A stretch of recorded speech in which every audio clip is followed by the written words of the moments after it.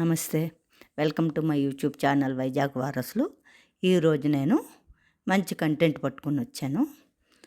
అంటే నేను చెప్పినవన్నీ కూడా సరిగ్గా అబ్జర్వ్ చేస్తే నేను చేసిన వీడియోలన్నీ కూడా ఇప్పటికీ ఏది కూడా సాగతీసి లాగి చిన్నదాన్ని పెద్ద చేసి నేను చెప్పనండి.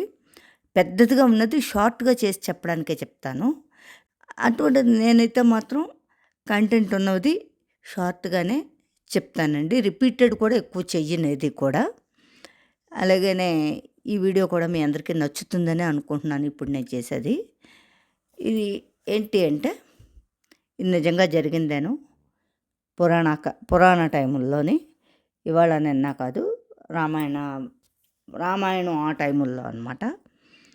ఇది మహాభారతంలో కూడా ఈ ప్రస్తావన వస్తుంది. ఏంటి అంటే తండ్రి గర్భం నుండి పుట్టిన తనయుడు. ఇది చాలా విచిత్రం కదా. తల్లి గర్భం నుండే పుడతారు అందరూ. తండ్రి గర్భం నుండి పుట్టినటువంటి తనయుడు అనమాట. ఎవరు అంటే అతను మాంధాత చక్రవర్తి. ఈ మాంధాత చక్రవర్తి ఎవరు? ఈయన ఇక్ష్వాకు వంశస్థుడు, అంటే రఘువంశము. అదే శ్రీరామచంద్రుల వారి వంశం అనమాట. ఇప్పుడు శ్రీరామచంద్రుల వారు ఉన్నారు. ఆ వంశంలో ఒక తండ్రి ఉంటే ఆ తండ్రికి 10 మంది పిల్లలు ఉండేవారు ఒకప్పుడు. ఆ 10 మంది పిల్లలు అలా కలిపితే వాళ్ళది ఒక వంశం అవుతుంది కదా. అట్లాగే అనమాట. శ్రీరాముల వారి కన్నా ముందు అనమాట. అతను అందులో ఆ వంశీకుడు అనమాట ఈ మాంధాత చక్రవర్తి. ఈ మాంధాత చక్రవర్తి తండ్రి యవనాసుడికి పిల్లలు ఉంటారు. చాలా సంవత్సరాలు అవుతుంది పెళ్ళయి. 100 మంది భార్యలు ఉన్నారని కూడా చెప్తారు. అయితే ఈ స్టోరీ అంతా మనకి మహాభారతంలో వనపర్వం, ద్రోణపర్వం, శాంతిపర్వం వాటిల్లో కనపడుతుందండి ఎక్కువ.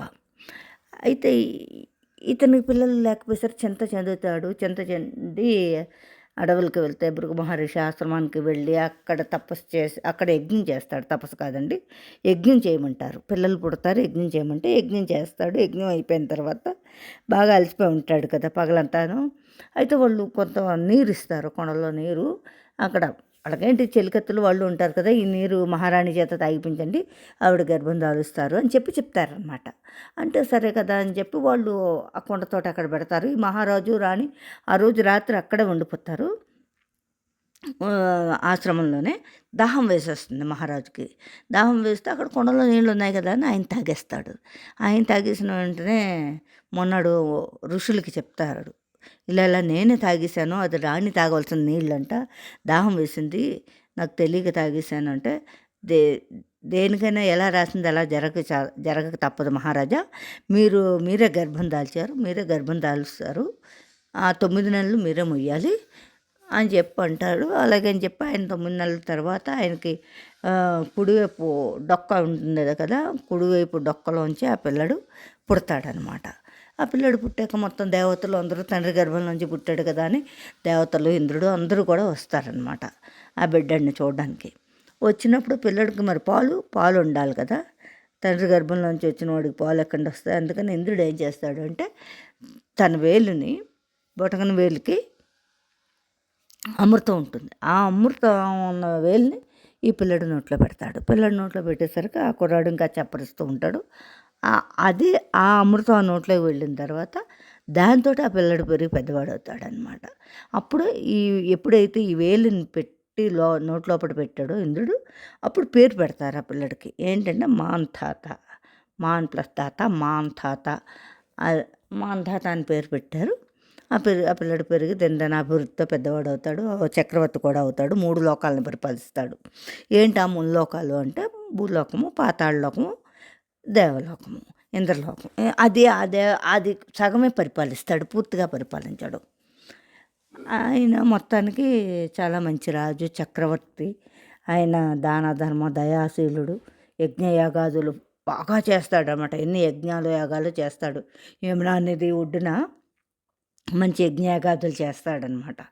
మొత్తం పునీతమైపోతుంది ఆ ఏరియా అంతా కూడా, అంటే ఆ యమునా నది ఒడ్డుని.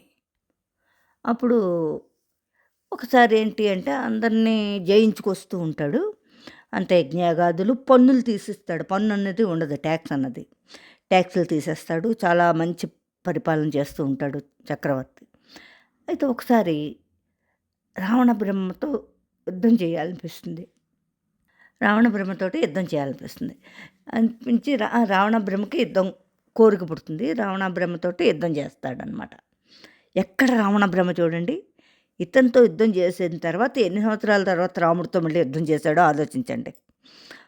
అయితే రావణ బ్రహ్మతోటి యుద్ధం చేసినప్పుడు ఇద్దరు కూడా హోరహోరీగా యుద్ధం చేసుకుంటున్నారట. యుద్ధం చేస్తున్నప్పుడు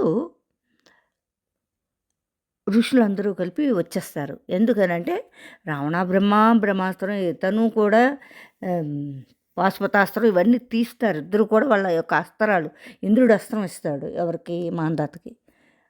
ఎలాగో రావణ బ్రహ్మ ఈశ్వర భక్తుడు, ఈశ్వరుడికి బ్రహ్మకి తపస్సులు చేసినవాడు, అస్త్రాలు ఉన్నాయి. ఇద్దరు కూడా అస్త్రాలు వదులుకుంటూ ఉంటారు. ఇంకా చాలా ముదిరిపోతుందనమాట యుద్ధం. ఇంకా లాభం లేదని చెప్పి అప్పుడు ఋషులు వచ్చి మధ్యలో కల్పించుకుని, వద్దు, మాంధాతను పిలిచి చెప్తారనమాట.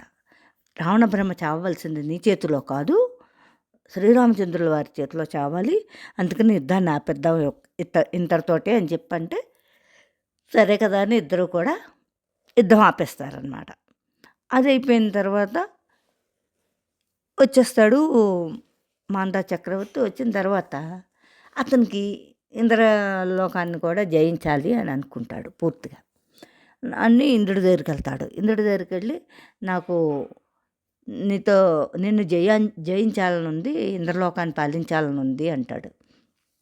అంటే సరే, పూర్తిగా నువ్వు ఇంద్రలోకాన్ని ఆక్రమించుకుందాం అనుకుంటున్నావు కదా, ఒక పని చెయ్యు, నువ్వు ఇంకా జయించాల్సింది భూమి మీద చాలా ఉంది, అది ముందు జయించు అంటాడు. ఇంకా ఏముంది, నేను మొత్తం అంతా కూడా ఏకఛత్రాధిపత్యం వెళ్తున్నాను కదా, అంతా పరిపాలిస్తున్నాను నేనేను, ఇంకెక్కడ ఎవరు మిగలలేదంటే, అలా కాదు, మధు కొడుకు ఉన్నాడు, అతడు లవణుడు అతని పేరు, అతన్ని వెళ్ళి నువ్వు జయించినట్లయినా నేను నీకు ఓడిపోతాను నీ చేతుల్లోని, నీదేను ఈ రాజ్యం నీదేను అంటాడు. అప్పుడు నాతో యుద్ధం చేద్దు కానీ అయితే సరే కదా అని వెళ్తాడనమాట. అంటే మనిషి యొక్క పుట్టుక ఆ విధంగా అయింది. ఇంకా చావు ఏ విధంగా వస్తుంది అన్నది అది కూడా నేను షార్ట్గా చెప్పేస్తున్నాను, ఎవరి పేర్లు కూడా చెప్పలేదు. అయితే ఈ మాంధాతకి పెళ్ళవ్వడము, 3 కుమారులు, 50 మంది కుమార్తెలు ఉంటారు. 50 మంది కుమార్తెలు ఒక్కరినే పెళ్ళాడతాడు. 3 కొడుకులు కూడా చాలా మంచివాళ్ళు అనమాట. అంబరీషుడు, పురుకుచ్చుడు, ముచ్చుకుందుడు, వీళ్ళనమాట 3 కొడుకులు. మంచి బాగా రాజ్యపాలన చేస్తారు వాళ్ళు కూడాని. అయితే ఇతను ఆ లవణుడు అన్న అతనితోటి యుద్ధం చేయడానికి సిద్ధపడతాడు మాంధాత. వెంటనే దూతను పంపిస్తాడు. ఇలాగా మా చక్రవర్తుల వారు మీతో యుద్ధం చేయాలనుకుంటున్నారని కబురు పంపిస్తాడు. కబురు పంపితే ఆ లవణుడు ఎంత బలవంతుడు కాకపోతే స్పాట్లోనే దూతని చంపేస్తాడు. దూతని. అప్పుడు సరే కదా అని చెప్పి తనే స్వయంగా వెళ్తాడు యుద్ధానికి. వెళ్ళి ఇద్దరూ హోరాహోరీగా యుద్ధం చేసుకుంటారు, ఒకళ్ళ మించి ఒకళ్ళు.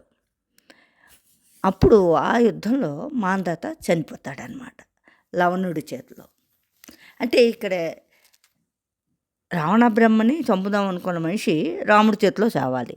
ఎప్పుడు ఇది రివెంజ్ లాగా ఉంటుందని నేను అనుకుంటున్నాను. ఏమంటే అదే వంశీకుడు లవణుడు కూడా రావణ బ్రహ్మ వంశీకుడే. ఆ లవణుడి చేతిలో మాంధాత చక్రవర్తి చనిపోయాడు. అదే రావణ బ్రహ్మ వంశీకుల్లో రావణ బ్రహ్మ కూడా ఈ ఇక్ష్వాకు వంశుడైనటువంటి మాంధాత చక్రవర్తి వంశంలోనే రాముడు. ఇతను రాముడి చేతిలో రావణ బ్రహ్మ చనిపోయాడు. అంటే ఇదే ఏదో రివెంజ్ తీర్చుకున్నట్లుగా అనిపించింది అనమాట అక్కడ. అంతే కదా, రావణ బ్రహ్మ వంశీకుడు లవణుడు, ఇక్ష్వాకు వంశంలో పుట్టినవాడు మాంధాత, శ్రీరామచంద్రుడు. కొంచెం ఏజ్ గ్యాప్ ఉంది, కొన్ని తరాలు. కాకపోతే అది ఎక్కడికి పోలా రివెంజ్. ఆ వంశీకుడు ఈ వంశీకుడిని చంపితే ఈ వంశీకుడు వెళ్ళి ఆ వంశీకుడిని, అంటే దుష్టులు కదా. ఇప్పుడు మాంధాత చక్రవర్తి దుష్టుడు కాదు, రావణ బ్రహ్మ దుష్టుడు అవ్వడం వల్ల శ్రీరామచంద్రుల వారి చేతిలో చనిపోయాడు అనమాట. ఇదండి. నేను చాలా షార్ట్గా ఎందుకు చెప్పానంటే, చెప్పాలి అంటే ఇంకా చాలా ఉంది, పేర్లు అవిను విపులంగాను. వీడియో పెద్దదైపోతుంది, అందరికీ బోర్ కూడా కొడుతుందని చెప్పి మ్యాటర్ కొంచెం అర్థమవుతుంది చాలని చెప్పి నేను షార్ట్గానే చెప్తున్నాను. థ్యాంక్ యూ అండి.